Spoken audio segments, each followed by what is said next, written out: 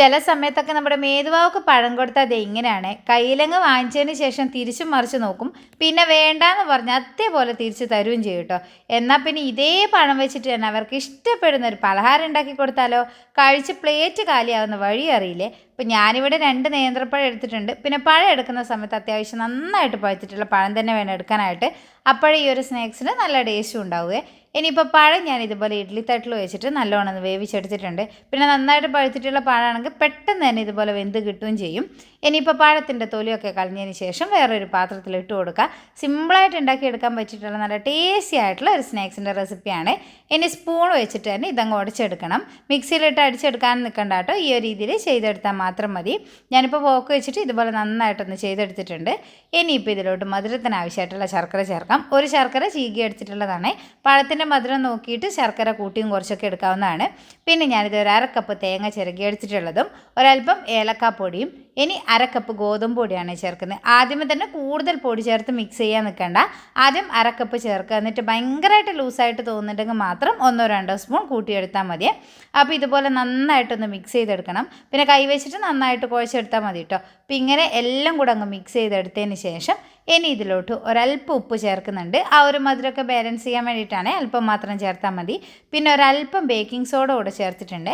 നമ്മുടെ ഈ ഒരു പലഹാരം നല്ല സോഫ്റ്റ് ആയിട്ട് കിട്ടാൻ വേണ്ടിയിട്ടാണ്. അപ്പോൾ ഉപ്പും ബേക്കിംഗ് സോഡയൊക്കെ ചേർത്ത് കൊടുത്തു കഴിഞ്ഞാൽ വീണ്ടും നന്നായിട്ടൊന്ന് മിക്സ് ചെയ്തെടുക്കുക. പിന്നെ കൈ വെച്ചിട്ട് തന്നെ കുഴച്ചെടുത്തോളൂ. അപ്പോഴേ അതൊക്കെ എല്ലാ സൈഡിലും എത്തും കേട്ടോ. അപ്പോൾ ഞാൻ കൈ വെച്ചിട്ട് തന്നെ ഇതുപോലെ നന്നായിട്ട് അങ്ങ് കുഴച്ചെടുത്തിട്ടുണ്ട്. ഇനിയിപ്പോൾ ഒന്നും നോക്കാനില്ല, നമുക്ക് ഇഷ്ടമുള്ള ഷേപ്പിൽ ഇതങ്ങ് ചെയ്തെടുക്കാം. പിന്നെ ഷേപ്പ് ചെയ്തെടുക്കുന്നതിന് മുന്നേ കയ്യിൽ ഒരല്പം വെള്ളമാക്കിക്കോളൂ. കാരണം ഇത് ഒട്ടിപ്പിടിക്കുന്ന പാകത്തിലായിരിക്കും ഉണ്ടാവുക. ഒട്ടിപ്പിടിക്കുന്ന വെച്ചിട്ട് കൂടുതൽ ടൈറ്റ് ആക്കാൻ നിൽക്കരുത് കേട്ടോ. ഇതുപോലെ തന്നെ വേണം നമ്മുടെ മാവിരിക്കാനായിട്ട്. അപ്പോൾ ഞാനിത് ഈ ഒരു രീതിയിൽ വടയുടെ ഷേപ്പിലാണ് ഇതങ്ങ് ചെയ്തെടുക്കുന്നത്. അപ്പോൾ ഓരോന്നും നമ്മൾ എണ്ണയിൽ ഇട്ട് കൊടുക്കാൻ സമയത്ത് ഇതുപോലെ ചെയ്ത് അങ്ങ് ഇട്ട് കൊടുത്താൽ മതി. ഇനിയിപ്പോൾ ഞാനിത് ഓയിൽ ഇതുപോലെ ചൂടാകാനായിട്ട് വെച്ചതിന് ശേഷം ഇതങ്ങ് ഇട്ട് കൊടുക്കുന്നുണ്ട്. പിന്നെ ഒരു മീഡിയം ഫയറിലിട്ടിട്ട് ഫ്രൈ ചെയ്തെടുത്താൽ മതി. ഇല്ലെങ്കിൽ പുറംവശം പെട്ടെന്ന് കരിഞ്ഞും പോവും, ഉള്ളു വേവാതെ ആവും. അപ്പോൾ ഇങ്ങനെ കുറച്ച് നേരം ഒന്ന് വെച്ചതിന് ശേഷം തിരിച്ചും മറിച്ചൊക്കെ ഇട്ട് നല്ലോണം കളറൊക്കെ മാറി വരുന്ന സമയത്ത് എണ്ണയിൽ നിന്ന് എടുക്കാവുന്നതാണ്. അപ്പോൾ സിമ്പിളായിട്ട് ഉണ്ടാക്കിയെടുക്കാൻ പറ്റിയിട്ടുള്ള നല്ല ടേസ്റ്റി ആയിട്ടുള്ള ഒരു പലഹാരം കൂടിയാണ്. കുട്ടികൾക്ക് മാത്രമല്ല കേട്ടോ, എല്ലാവർക്കും ഒരുപോലെ അങ്ങ് ഇഷ്ടപ്പെടുന്ന ഒരു ഐറ്റം കൂടിയാണ്. പിന്നെ പഴവും ഗോതമ്പ് പൊടിയൊക്കെ ഉണ്ടെങ്കിൽ നമുക്ക് എളുപ്പത്തിൽ ഉണ്ടാക്കിയെടുക്കാനും പറ്റുമല്ലോ.